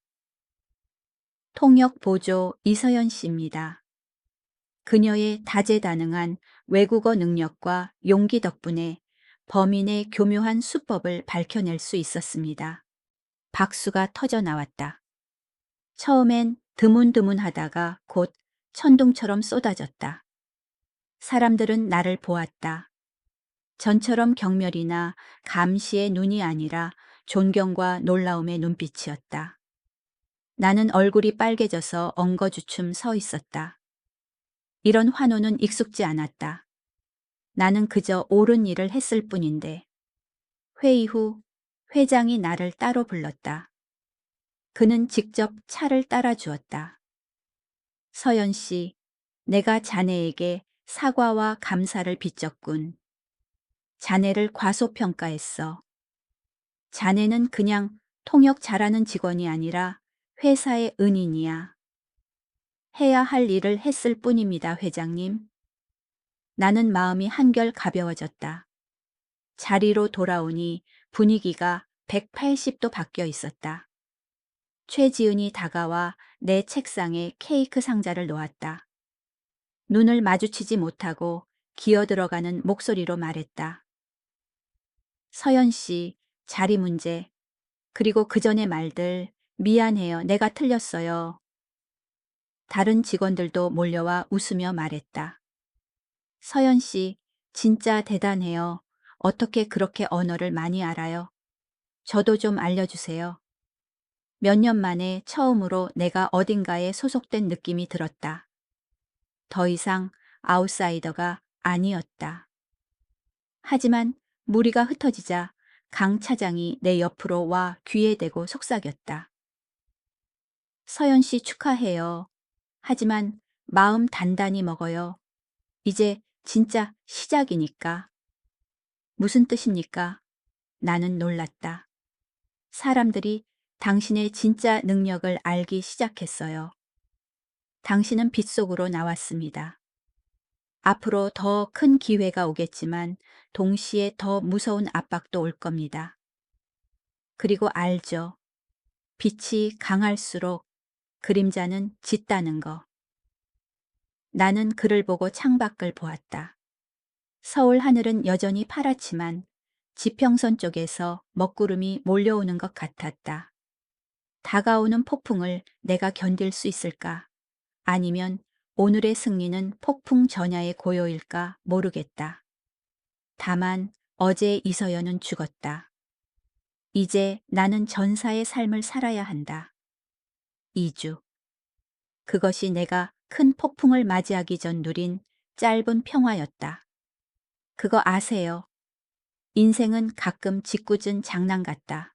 맑은 공기 좀 마시려고 겨우 산 정상에 올랐다 싶으면 보이지 않는 손이 다시 절벽 아래로 밀어버리는 시기다. 그날 아침 내 책상 전화벨이 울렸다. 회장실 내선이었다. 서연 씨, 잠깐 들어와 봐. 박 회장의 목소리가 다급했지만 화난 것 같진 않았다. 나는 옷매무새를 다듬고 심호흡을 한 뒤 들어갔다. 다음 주 문을 닫자마자 그가 말했다. 나랑 아부다비 출장 갈 수 있나? 나는 몇 초간 멍해졌다. 아부다비 아랍에미리트의 수도 아시아 밖으로 나가본 적 없는 내게 그곳은 사치스럽고 신비로운 이름이었다. 네, 네 회장님. 긴장감을 감추며 대답했다. 중동 파트너와 아주 중요한 계약이 있어. 성공하면 그룹의 큰 전환점이 될 거야. 그가 잠시 멈추고 돋보기 너머로 나를 살폈다. 자네 아랍어도 할 줄 알지. 솔직히 말해서 그때 등골이 서늘했다. 5개 국어 맞다. 하지만 아랍어는 내가 가장 안 쓰고 가장 자신 없는 언어였다. 어렵다. 정말 어렵다. 목구멍에서 나는 소리 복잡한 문법 예술 작품 같은 문자. 나는 기본적인 의사소통과 문서 독해 정도만 가능했다. 하지만 아니요라고 할 수 있을까? 기회가 눈앞에 왔을 때 그게 길들지 않은 야생마라도 일단 올라타야 한다. 떨어지는 건 나중에 생각할 일이다. 기본적인 소통과 업무 처리는 가능합니다. 마음보다 더 확신에 찬 목소리로 대답했다. 회장이 만족스럽게 고개를 끄덕였다. 좋아, 준비해. 이 출장에 올해 매출 30%인가 달려 있어. 비행기는 해질녘 아부다비에 착륙했다. 도시는 사막의 신기루처럼 나타났다. 유리에 덮인 마천루는 황금빛 햇살을 반사했고 호텔들은 천일 야화 속 궁전처럼 화려했다. 공항을 나서자마자 사막의 열기가 얼굴을 덮쳤지만 이곳의 호화로움은 모든 걸 잊게 했다. 우리는 7성급 호텔에 묵었다. 난생 처음 가사 도우미였던 소녀가 옛날 연봉만 한 하룻밤 숙박료의 침대에서 잠을 잤다. 나는 금으로 장식된 천장을 보며 자문했다. 꿈인가 생시인가? 다음 날 아침 우리는 알 파에드 그룹 본사로 갔다. 우리를 맞이한 건 꼼꼼하게 다듬은 턱수염의 새하얀 전통 의상 토브을 입은 아흐메드 대표와 매처럼 날카로운 눈을 가진 파리드 이사였다. 아흐메드 대표가 환영하며 울림 있는 목소리로 말했다. 나는 한 발 앞으로 나가 왼쪽 가슴에 손을 얹고 밤새 비행기에서 공부한 이슬람식 인사법으로 고개를 숙였다. 아살라무 알라이쿰, 타샤라프투 비리카이쿰, 나말 안 야쿠나 바이나나 타운 자이잇. 당신에게 평화가 깃들기를 만나 뵙게 되어 영광입니다. 좋은 협력 관계가 되기를 바랍니다. 나는 아랍어로 대답했다. 아흐메드와 파리드 모두 멈칫했다. 눈이 커졌다. 아마 영어만 할 줄 알고 허리만 굽히는 한국 방문단에 익숙했을 것이다. 작은 동양 여자가 완벽하진 않아도 진심을 담아 그들의 모국어를 말하니 놀란 것이었다. 아흐메드 대표가 미소 지었다. 아랍어가 아주 듣기 좋군요. 시작은 순조로웠다. 하지만 세부 협상에 들어가자 분위기가 변하기 시작했다. 우리는 밖에 뜨거운 열기와 대조적으로 시원한 회의실 긴 테이블에 둘러 앉았다. 박 회장은 기술 조항과 수익에 대해 설명했다. 그는 한국어로 말하고 나는 영어로 통역했다. 공용어니까. 그리고 가끔 뉘앙스를 설명하기 위해 아랍어를 섞었다. 하지만 계약서 15페이지에 이르자 파리드 이사가 갑자기 책상을 내리쳤다. 안 돼. 그가 영어로 거칠게 말했다. 이 조항은 우리에 대한 모욕이야. 박 회장은 어리둥절했다. 뭐라고? 모욕아니 그게 아닙니다. 우린 그저 대금 지급 일정을 확실히 하려는 기술 이전 전에 50%를 선입금하라고 알파에드를 못 믿는 거요? 아니면 우리가 사막의 사기꾼이라고 생각하는 거요? 파리드 이사의 얼굴이 붉어졌다. 방 안 분위기가 얼어붙었다. 박 회장이 설명할수록 상대방은 더 인상을 썼다. 사고방식에 심각한 차이가 있었다. 한국인은 돈 문제를 먼저 확실히 하고 싶어 한다. 중동 사람은 신뢰와 명예를 먼저 중요시한다. 회장이 나를 돌아봤다. 에어컨이 빵빵한데도 이마에 땀이 송골송골 맺혀 있었다. 서연 씨, 어떻게 좀 해봐. 뭐가 문제인지 알겠어. 왜 저렇게 화를 내는 거야? 나는 염주를 만지작거리며 침묵하는 아흐메드 대표를 보았다. 아랍 문화에 대해 읽었던 게 떠올랐다. 체면이 전부다. 관계가 먼저고 계약은 나중이다. 나는 승부수를 던지기로 했다. 회장님, 10분만 정회를 요청해도 될까요? 회장은 고개를 끄덕였다. 휴식 시간 사람들이 차와 대추야자를 먹을 때 나는 심호흡을 하고 아흐메드 대표에게 다가갔다. 대표님, 나는 아랍어로 최대한 겸손하게 작게 말했다. 저희 언어 표현 중에 혹시 존중받지 못한다고 느낀 부분이 있으셨나요? 아흐메드는 나를 보았다. 여성의 겸양 있는 태도에 눈빛이 조금 부드러워졌다. 아가씨, 그가 천천히 말했다. 우리 파트너는 신뢰를 주기 전에 돈부터 요구하지 않소. 그 조항은 우리를 명망 있는 그룹이 아니라 시장 장사꾼과 거래하는 기분이 들게 하오. 나는 이해한다는 듯 고개를 끄덕였다. 알겠습니다. 사실 한국 문화에서는 이 제안이 위험을 함께 짐을 지고 멀리 가려는 바람에서 나온 것입니다. 회장님 뜻은 상생하자는 겁니다. 하지만 서류상의 표현이 너무 딱딱하고 정이 없었나 봅니다. 나는 교묘하게 말을 돌렸다. 회장이 틀렸다고도 그들이 틀렸다고도 하지 않았다. 서류와 표현 방식 탓을 했다.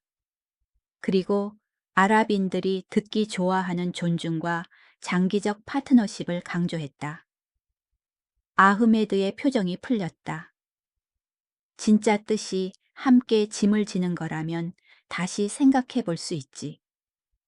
협상 테이블로 돌아왔을 때 나는 박 회장 귀에 속삭였다. 회장님 돈 얘기 먼저 하지 마세요. 네, 먼저 그들의 성과를 칭찬하고 이 도시를 건설한 비전을 칭찬해 주세요. 그리고 보증금이라는 단어 대신 양국 간의 약속을 보여주는 초기 대응 자금이라고 해주세요. 회장은 내 말대로 했다. 아흐메드 대표님, 회장이 더 진지하게 시작했다. 알파예드가 이 땅에 이룩한 성과의 진심으로 경의를 표합니다. 우리는 계약 하나 하러 온 게 아니라 함께 성장할 형제를 찾으러 왔습니다. 효과는 즉시 나타났다. 파리드 이사가 고개를 끄덕였고 아흐메드 대표의 입가에 미소가 돌아왔다. 2시간 후 계약이 체결됐다.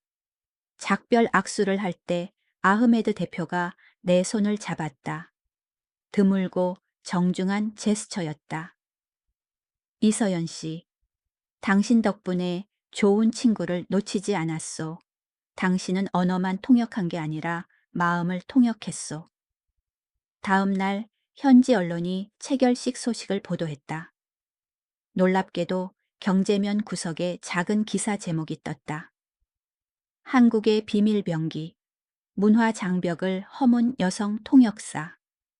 나는 신문을 들고 부끄러워 얼굴이 붉어졌지만 가슴은 자부심으로 터질 듯했다. 공항으로 가는 차 안에서 박 회장이 백미러로 나를 보며 웃었다. 서연 씨, 솔직히 말해서 어제 자네 아니었으면 매출 30%는 물거품 될 뻔했어.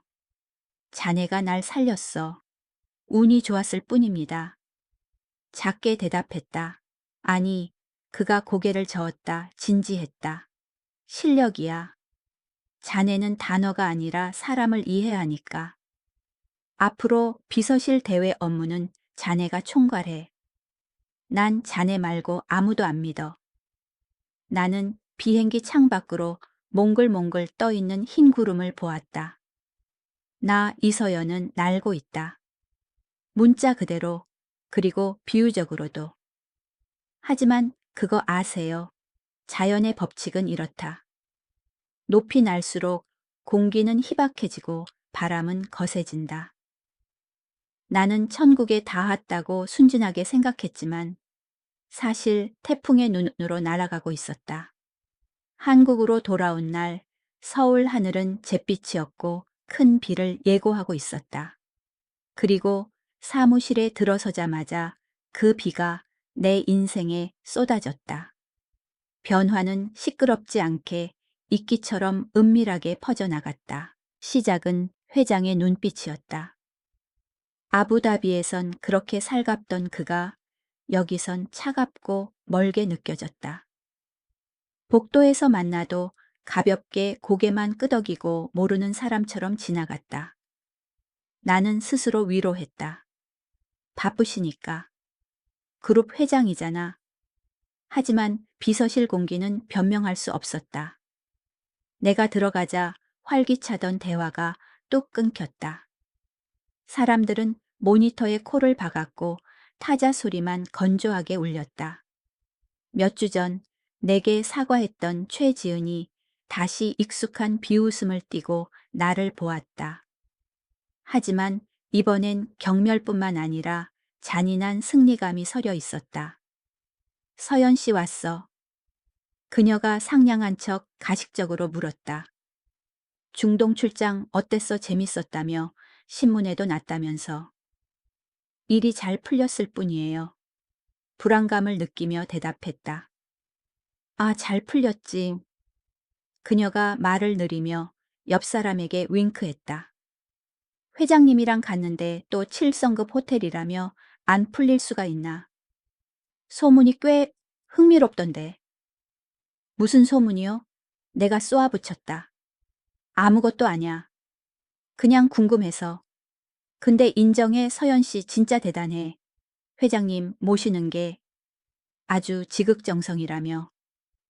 피가 거꾸로 솟았다. 그녀의 의도는 너무 뻔했다.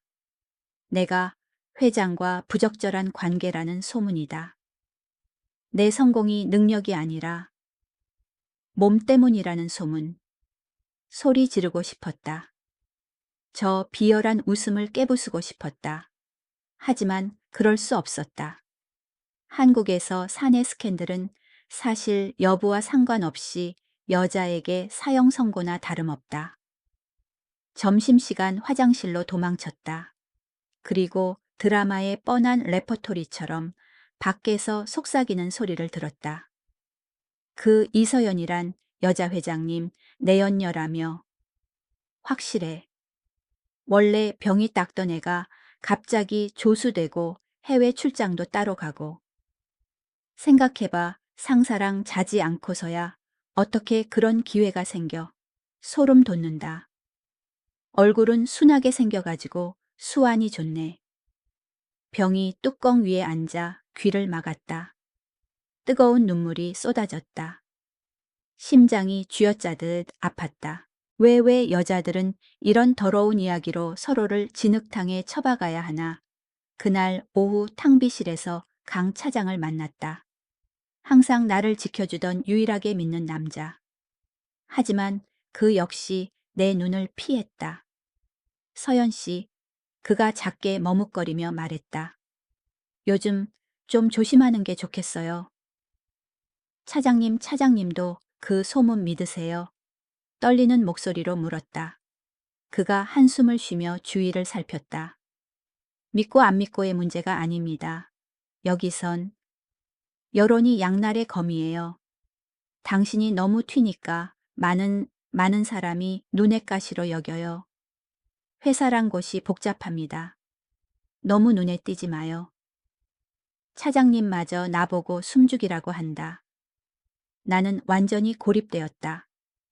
상어떼가 우글거리는 바다 한가운데 떠 있는 무인도였다. 그리고 결정타가 날아왔다. 월요일 아침 회장 비서가 불렀다. 회장님이 찾으십니다. 신랏 같은 희망을 품고 회장실로 들어갔다. 혹시 내 결백을 밝혀주실까, 헛소문낸 사람들을 벌 주실까 하지만 아니었다. 박 회장은 권위적인 가죽 의자에 앉아 창문을 등지고 있었다. 얼굴은 그늘져 있었다. 아부다비 차 안에서 웃던 그 남자가 아니었다. 차갑고 잔인했다. 서연 씨 안께. 네, 회장님. 그는 나를 보지 않고 책상 위 서류만 보았다. 최근 자네에 대해 안 좋은 소문이 많이 들리더군. 회장님, 급하게 해명했다. 그건 헛소문입니다. 저와 회장님은 결백하잖아요. 잘 아시잖아요. 그만. 그가 손을 들어 제지했다. 목소리가 단호했다. 진실 여부가 문제가 아니야. 문제는 자네가 시끄럽다는 거야. 나는 멍해졌다. 시끄럽다니요. 자네가 너무 나대는 것 같군. 그가 고개를 들어 얼음장 같은 눈으로 나를 꿰뚫어 보았다. 자네 출신을 잊었나 본분을 잊었어. 귀가 먹먹해졌다. 기회를 줬더니 자네가 이 그룹의 스타라도 된 줄 착각하는군. 아부다비 기사. 그게 좋았나 주주들이 나한테 물어. 왜 통역 따위가 회장보다 더 칭송받냐고. 이거였구나. 질투. 자신의 후광이 나눠지는 걸 참지 못하는 권력자의 시기심. 그리고 험담의 압박.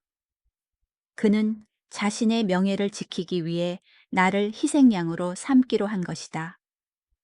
앞으론 그의 목소리가 얼음처럼 차갑게 깔렸다. 조용히 지내. 예전에 그랬던 것처럼 중요한 회의엔 나오지 마. 책상에서 서류 번역이나 해. 나는 시체처럼 회장실을 나왔다. 긴 복도, 하얀 형광등 불빛이 눈을 찔렀다. 비서실로 돌아오니 최지은이 지나가다 내 어깨를 툭 쳤다. 가증스러운 동정심이 뚝뚝 묻어났다. 서연 씨, 왜 그리 얼굴이 반쪽이야? 혼났어 해. 차라리 원래 자리로 가는 게 나을 수도 있어. 뱁새가 황사에 따라가다간 다리 찢어진다잖아. 아프지? 그 말이 남은 자존심의 조각마저 부숴버렸다. 결국 그 모든 노력과 기적에도 불구하고 나는 여전히 그들 눈에 뱁새이자 가사도우미 계집애였다. 능력은 편견을 이기지 못했다. 재능은 사람의 잔인함을 이기지 못했다. 집으로 가는 길은 멀고도 길었다. 지하철에 앉아 지치고 무표정한 얼굴들에 둘러싸였다. 울고 싶었지만 눈물이 말라버린 것 같았다. 수진에게 전화했다. 수진아, 나 너무 지쳤어. 서연아, 무슨 일이야? 목소리가 왜 그래? 그녀에게 다 털어놓았다. 출장 소문, 그리고 회장의 배신까지. 수진이 전화기 너머로 소리쳤다. 그놈들 쓰레기네 너무하잖아. 서연이가 뭘 잘못했는데 네가 그 계약 살려냈잖아. 나도 모르겠어. 차가운 유리창에 머리를 기대며 속삭였다. 내가 분에 넘쳤나 봐. 나한테 어울리지 않는 꿈을 꿨나 봐. 그 후 일주일은 생지옥이었다. 회사에서 철저히 따돌림 당했다. 아무도 일을 주지 않았다. 아무도 점심 먹자고 하지 않았다. 나는 창가 책상에 앉아 영양가 없는 서류나 번역했고 바로 옆방에선 중요한 회의가 열렸다. 내가 빛나던 그곳에서 나는 유령이 되었다. 하루하루 지날수록 마음은 굳어갔다. 하지만 동시에 다른 불꽃이 타오르기 시작했다. 야망이 아니라 자존심이었다. 이렇게는 못 산다. 이 모욕을 견디느니 굶어 죽는 게 낫다. 금요일 밤 자취방 컴퓨터 앞에 앉아 한 글자씩 쳤다. 사직서, 박도준 회장님께. 저 이서연은 일신상의 이유로 사직하고자 합니다. 짧은 사직서. 원망도 변명도 없었다. 체념만 담겨 있었다. 컴퓨터를 끄고 출력하니 묘한 해방감이 들었다. 청은망은 무거웠던 짐을 내려놓은 기분이었다. 다음 날 아침 일찍 출근했다. 회장 비서 책상 위에 사직서를 올려놓고 짐을 쌌다. 물컵, 작은 선인장 사전 몇 권. 종이 상자 하나에 다 들어갔다. 상자를 안고 문으로 나가려는데 강 차장이 들어왔다. 나를 보고 멈칫했다. 서연 씨, 당신 뭐 하는 겁니까? 그만둡니다, 차장님. 뭐라고요? 그가 경악했다. 정말 그만둔다고요? 그 일달 때문에. 네, 여기가 제 자리가 아니라는 걸 깨달았어요. 강 차장의 눈이 미안함으로 일렁겼다. 미안해요, 서연 씨. 내가 비겁했어. 당신을 지켜주지 못했어. 나는 옅게 웃었다. 아니에요. 차장님 잘못 아닙니다. 그동안 잘해주셔서 감사합니다. 마지막으로 인사하고 등을 돌려 나왔다. 대리석 바닥에 구두 소리가 단호하게 울렸다. 화장하고 있는 최지은 책상을 지났다. 그녀는 내 손의 상자를 보고 비웃었지만 신경 쓰지 않았다. 나는 더 이상 이 세계 사람이 아니다. 엘리베이터를 타고 1층으로 내려갔다. 금속 문이 닫히며 그 화려하고 차가운 사무실을 가렸다. 하지만 건물 밖으로 나와 아침 공기를 마시는 순간 뒤에서 다급한 외침이 들렸다. 이서연 씨 서요. 깜짝 놀라 뒤를 돌아보았다. 박 회장이었다. 뛰고 있었다. 언제나 점잖고 권위 있던 55세의 회장이 지금 넥타이가 삐뚤어진 채 땀을 뻘뻘 흘리며 나를 쫓아오고 있었다. 마라톤이라도 한 것처럼 헐떡거렸다. 회, 회장님. 나는 당황했다. 그는 내 앞까지 달려와 무릎을 짚고 숨을 골랐다. 잠깐만 할 말이 있어. 경비원과 행인들이 눈을 동그랗게 뜨고 쳐다봤다. 그룹 회장이 퇴사하는 직원을 쫓아와 서연 씨 따라와. 아직 숨이 찬 목소리로 그가 말했다. 그는 나를 건물 옆 인적 드문 작은 공원 벤치로 데려갔다. 서연 씨, 그가 나를 똑바로 보았다. 후회와 복잡함이 섞인 표정이었다. 미안하네. 귀를 의심했다. 네, 지난주. 내가 말이 너무 심했어. 그 말들 내 진심이 아니었네. 그가 고개를 숙이고 두 손을 맞잡았다. 사실 나도 압박이 심했어. 압박이요? 그래, 이사회, 그리고 집사람까지. 그 소문을 들었더군. 날 압박했어. 그리고 솔직히 말하면 회사의 자네를 무서워하는 놈들이 있어. 자네 능력이 자기 자리를 위협할까봐. 그들이 내 머릿속에 독을 넣었어. 그가 긴 한숨을 쉬었다. 내가 비겁하게 자네를 희생양 삼아 조용히 넘기려 했지. 하지만 오늘 아침 자네 사직서를 보고 정신이 번쩍 들더군. 내가 지금 젠장 뭘 하고 있는 거지. 무능한 놈들 비위 맞추려고 진짜 일 잘하는 유일한 인재를 내쫓아. 처음으로 그가 오만한 회장이 아니라 권력의 정점에서 지치고 외로운 노인으로 보였다. 서연 씨, 그가 고개를 들었다. 눈빛이 다시 단단해졌다. 난 이 사직서 수리 안 해. 그는 내 손에 들려있던 사실, 내가 주기도 전에 비서한테 뺏어서 들고 온 사직서를 빼서 내 눈앞에서 찢어버렸다. 회장님, 자네를 잃을 순 없어. 자네를 잃으면 난 가장 든든한 오른팔을 잃는 거야. 서연 씨 돌아와. 내가 다 해결하겠다고 약속하지. 하지만 그 소문들, 그리고 최지은 씨도. 내가 머뭇거렸다. 걱정 마. 목소리가 단단해졌다. 자네에게 새로운 자리를 주겠네. 나한테 직속된 독립적인 자리야. 아무도 건드리지 못해. 그리고 헛소문 낸 놈들, 무고의 대가가 뭔지 똑똑히 보여주지. 그가 일어서서 손을 내밀었다. 한 번만 더 나를 믿어주게. 이 늙은이한테 바로잡을 기회를 줘. 그 순간 눈물이 핑 돌았다. 슬퍼서가 아니라 해방감 때문이었다. 나는 그의 손을 보고 하늘을 보았다. 먹구름이 걷히고 희미한 햇살이 비치고 있었다. 나는 손을 내밀어 그를 잡았다. 네, 회장님. 하지만 마음 깊은 곳, 기쁨 옆에는 여전히 막연한 불안감이 있었다. 새로운 자리. 회장 직속. 그건 보호받는다는 뜻일까? 아니면 최지은과 시기하는 자들의 더 큰 공격 목표가 된다는 뜻일까? 이것이 영광의 시작일까? 아니면 더 잔혹한 전쟁의 서막일까? 3일.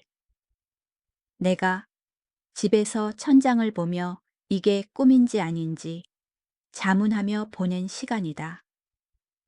공원에서 박 회장이 헐떡거리며 쫓아온 날 이후 모든 게 어지러울 정도로 빠르게 돌아갔다. 그는 사직서를 찢었을 뿐만 아니라 전례 없는 무언가를 약속했다. 4일째 아침 전화가 왔다. 서연 씨 회사로 와. 다 준비됐어. 나는 완전히 다른 마음가짐으로 회장실에 들어갔다.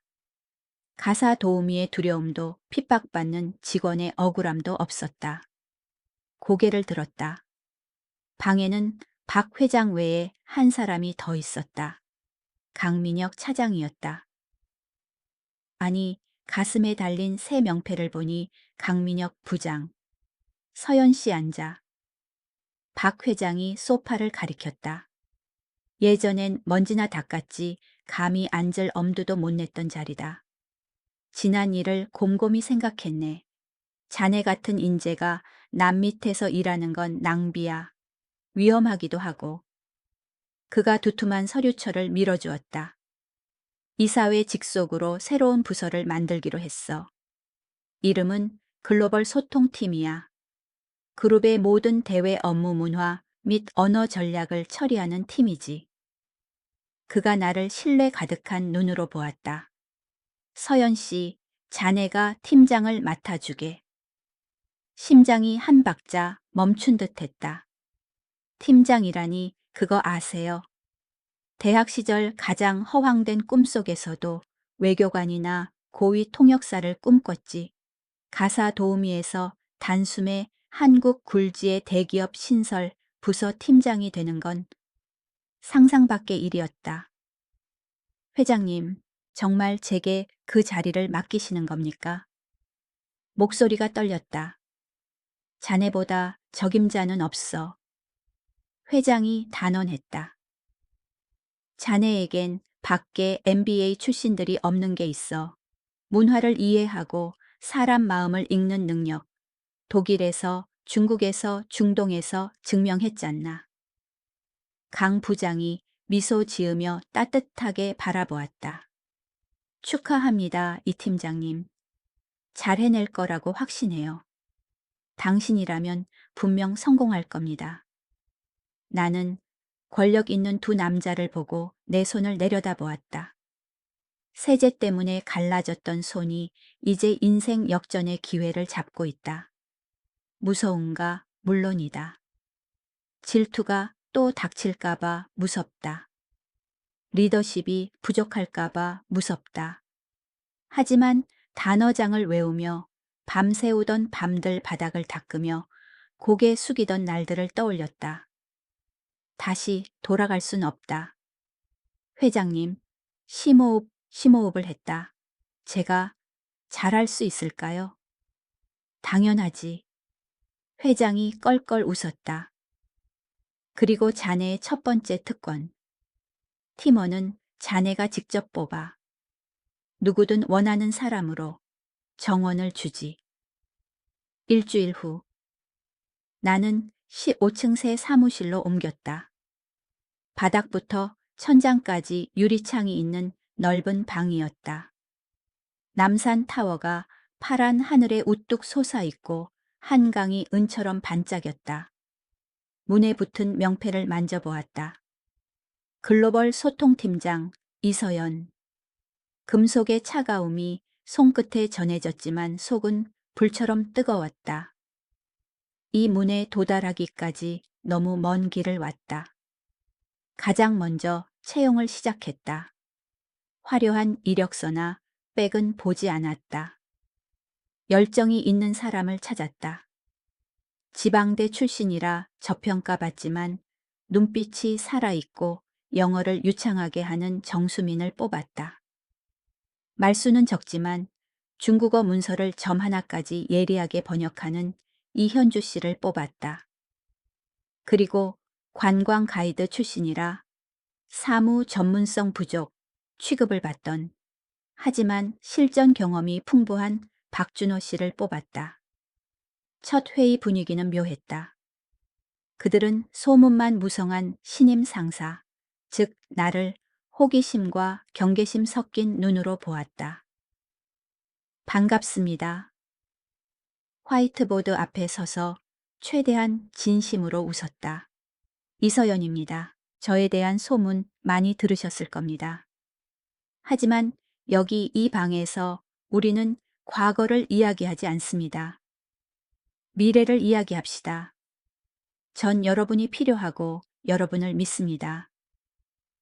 그들의 눈빛이 변했다. 의구심에서 희망으로. 리더가 믿고 권한을 준다는 느낌. 그건 엄청난 힘이 있다. 업무가 쏟아졌다. 우리는 단순 번역만 하지 않았다. 다리가 되었다. 계약서의 오해를 푸는 일부터 외교 사절단 영접 계획까지. 한 달 후 첫 번째 큰 시련이 왔다. 유럽 투자자들을 대상으로 한 합작 벤처 프레젠테이션이었다. 독일, 프랑스, 이탈리아에서 온 손님들이 섞여 있는 행사였다. 팀장님, 슬라이드를 검토하던 정수민이 걱정스레 물었다. 이 사람들 전부한테 영어로 똑같은 프레젠테이션을 하나요? 좀 너무 공장식 아닐까요? 생각해 보았다. 수민 말이 맞다. 아니요. 고개를 저으며 내가 배운 것들을 떠올렸다. 그룹별로 스타일을 바꿉시다. 독일인에겐 수치 도표 정확성 논리에 집중해요. 프랑스인에겐 비전 창의성 프로젝트의 예술적 가치를 강조하고요. 이탈리아인에겐 열정과 인간관계를 강조하며 접근합시다. 그럼 업무량이 3배인데요. 박준호 씨가 놀라 소리쳤다. 하지만 효과는 10배일 겁니다. 내가 확언했다. 우리 할 수 있잖아요. 그렇죠? 우리는 3박 4일을 미친 듯이 일했다. 결과는 상상 이상의 대성공이었다. 투자자들은 내용뿐만 아니라 접근 방식의 섬세함에 매료되었다. 한국 기업의 글로벌 감각이 정말 탁월하군요. 독일 투자자가 악수하며 감탄했다. 우리를 이렇게 잘 이해하는 팀은 처음입니다. 좋은 소문은 빨리 퍼진다. 글로벌 소통팀의 위상은 수직 상승했다. 내부 분위기도 변했다. 나를 깔보던 사람들이 복도에서 만나면 깍듯이 인사했다. 안녕하세요, 이 팀장님. 이 팀장님, 오늘 옷 멋지네요. 팀장님 덕분에 우리 팀 계약이 훨씬 수월해졌어요. 진심 어린 칭찬도 있고 아부도 있다는 걸 안다. 하지만 더 이상 신경 쓰지 않는다. 충분히 높이 서 있으면 발 밑의 소음은 바람 소리처럼 들릴 뿐이다. 가장 흥미로운 건 최지은의 태도였다. 어느 날 점심 엘리베이터 앞에서 그녀를 만났다. 혼자였고 좀 초췌해 보였다. 나를 보자 멈칫하며 시선을 피했다. 안녕하세요, 최 비서님. 내가 먼저 평온하게 말을 걸었다. 아, 네, 안녕하세요, 이 팀장님. 그녀가 내 눈을 못 보고 작게 대답했다. 오만하고 날카롭던 모습은 사라지고 패배를 아는 자의 주눅든 모습만 남았다. 그녀는 이제 내가 괴롭힐 대상이 아니라는 걸 알았다. 나는 역게 웃으며 엘리베이터를 탔다. 복수도 으름장도 필요 없다. 나의 성공이 가장 달콤한 복수다. 점심시간 더 이상 구석이나 화장실에 숨지 않았다. 다른 부장들과 임원 테이블에 앉았다. 이 팀장, 다음 달 일본 세미나 준비는 어때요? 순조롭습니다. 초대 명단 재검토 중이에요. 자연스럽게 답하며 밥을 먹고 업무를 논의했다. 불과 몇 달 전만 해도 저 자리에 앉은 사람들을 신처럼 멀게 느꼈는데 이제 내가 그중 하나다. 인생 참 신기하다. 강 부장님, 이제는 이사님. 진급을 앞둔 과의 관계도 새로운 장을 열었다. 우리는 뜻을 함께하는 동지이자 진정한 친구가 되었다. 어느 늦은 밤 사무실 불이 다 꺼지고 내 스탠드만 켜져 있을 때 그가 뜨거운 커피 2잔을 들고 들어왔다. 이 팀장, 또 야근이야. 고생이 많네. 부장님도 안 가셨잖아요? 웃으며 커피를 받았다. 향긋한 아라비카 향이 졸음을 쫓았다. 정말 가끔은 믿기지 않아요. 제가 여기까지 올 줄은 몰랐거든요. 그가 맞은편에 앉아 도시의 불빛을 바라보았다. 아직 멀었어요. 그가 따뜻하게 말했다. 더 높이 날 수 있습니다. 하지만 서연 씨, 네, 정말 자랑스럽습니다. 그가 나를 보았다. 부드럽고 존중 어린 눈빛이었다. 그 회의실에 처음 들어오던 날이 생각나요. 떨지만 강단 있던 모습. 당신은 실력만 있으면 편견 따윈 쓰레기라는 걸 모두에게 증명했어요. 감사합니다, 부장님. 울컥했다. 그때 저를 믿고 지켜주지 않으셨다면 포기했을 거예요. 난 할 일을 했을 뿐입니다. 스스로 빛난 건 당신 능력이에요. 그날 밤 차를 몰고 퇴근하며 서울 야경을 보았다. 그토록 차갑고 잔인했던 도시가 이젠 반짝이고 따뜻해 보였다. 도시는 변하지 않았다. 내가 선 위치가 변했을 뿐.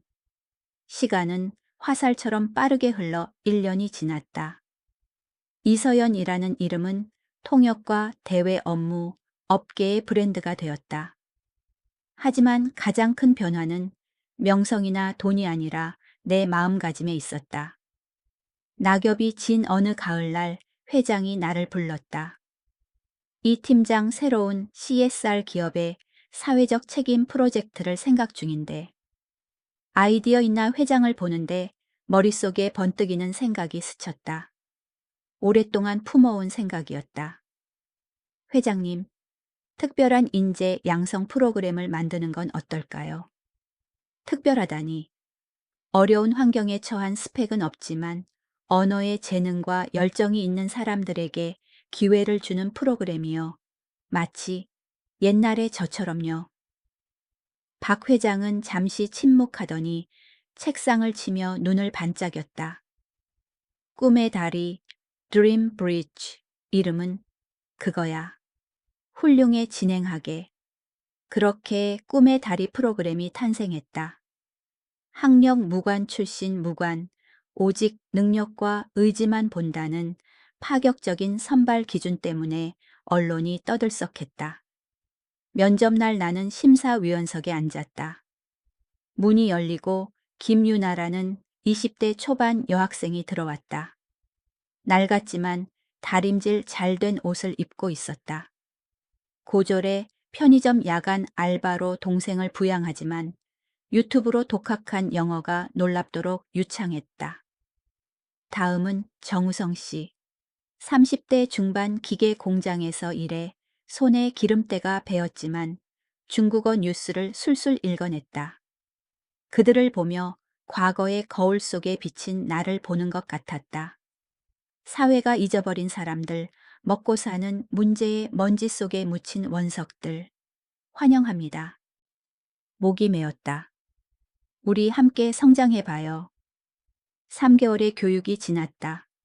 언어뿐만 아니라 기업 문화 당당하게 사는 법까지 내 모든 걸 쏟아부었다.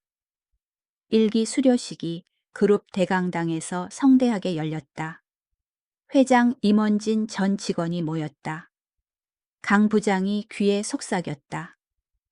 이 팀장 오늘 연설 부탁해요. 그리고 당신의 진짜 이야기를 해보는 건 어때요? 큰 동기부여가 될 겁니다. 잠시 망설였다. 가사 도우미였다는 사실 소문은 많았지만 공식적으로 인정한 적은 없었다. 내 권위가 떨어지진 않을까 하지만 맨 앞줄에서 눈을 반짝이는 유나 활짝 웃는 우성 씨를 보니 해야 할 일을 알았다. 더 이상 부끄러울 게 없었다. 단상에 올랐다. 조명이 눈부셨다. 심호흡을 했다. 마이크 냄새, 꽃 냄새, 성공의 냄새.